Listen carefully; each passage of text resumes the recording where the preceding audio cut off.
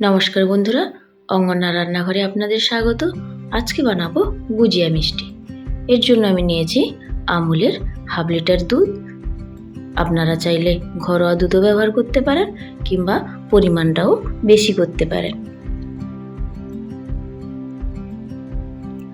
গ্যাসের ফ্লেমটা হাই রেখে দুধ এইভাবে ক্রমাগত নাড়াচাড়া করতে হবে, না হলে কড়াতে লেগে যেতে পারে।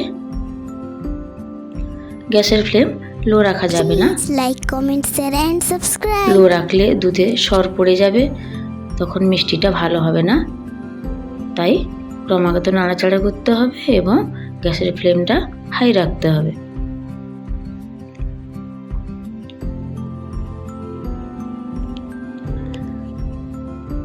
দোকান থেকে আমরা অনেক দাম দিয়ে এই মিষ্টি কিনে আনি, কিন্তু ঘরে খুব কম খরচে এই মিষ্টি বানানো যায়।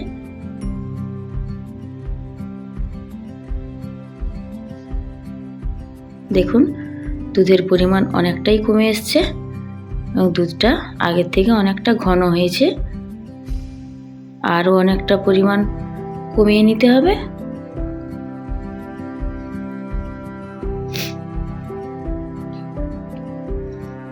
দেখুন, দুধটা আগের থেকে একটু ঘন হয়েছে।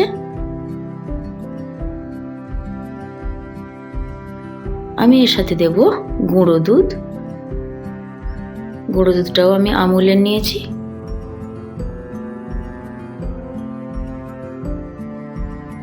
আমি এখানে 10 টাকার গুঁড়ো দুধের প্যাকেট নিয়েছি।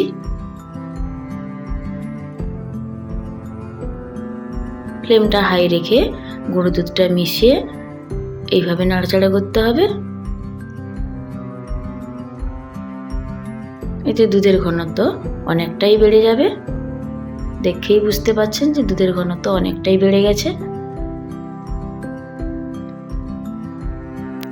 দুধের পরিমাণ অনেকটাই কমে গেছে। দেখুন, দুধ কতটা ঘন হয়েছে। দেখুন, দুধ পুরো ক্ষীর হয়ে গেছে, কতটা গাঢ় হয়েছে দেখেই আপনারা বুঝতে পাচ্ছেন।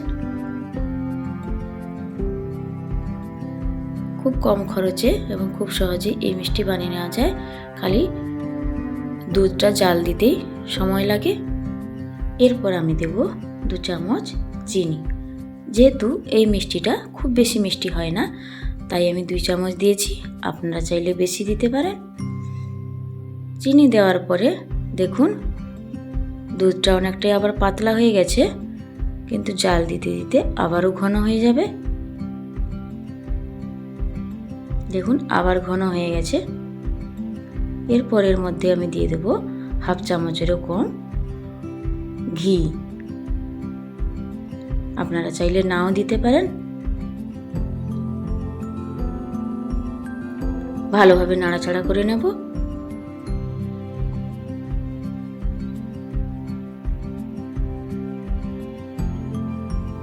দেখুন, পুরো একটা ডোর মতো তৈরি হয়েছে।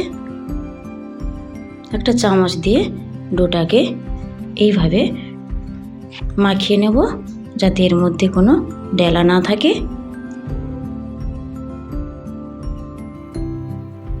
এতে মিষ্টিটা বানাতে সুবিধা হয়। Like, comment, share and subscribe.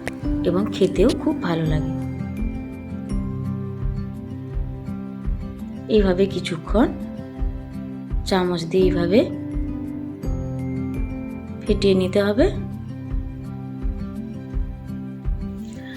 এই সময় গ্যাসের আঁচটা একদম লো রাখতে হবে।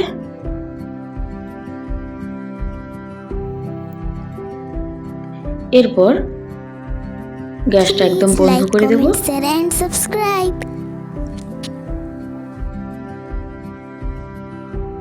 একটু ঠান্ডা হলে কড়াই থেকে নামিয়ে নেব একটা প্লেটে। দেখুন কতটা সুন্দর হয়েছে দেখতে। এরপর একটু ঠান্ডা হলে হাতে সামান্য সাদা তেল মেখে মিষ্টিটা বানিয়ে নেব। এইভাবে একটু একটু নিয়ে হাতে এইভাবে একটা শেপ দিয়ে দিতে হবে। প্রথমে একটু নরম আছে, কিন্তু ঠান্ডা হলে শক্ত হয়ে যাবে। দেখুন এইভাবে সব মিষ্টিগুলোই বানিয়ে নেব। সবগুলো মিষ্টি বানানো হয়ে গেছে। 2-3 ঘন্টা রেখে দিলেই ঠান্ডা হলেই পুরো জমে যাবে মিষ্টি। দেখুন দেখতে কতটা সুন্দর হয়েছে। রেসিপিটা ভালো লাগলে অবশ্যই একবার ট্রাই করবেন। ধন্যবাদ।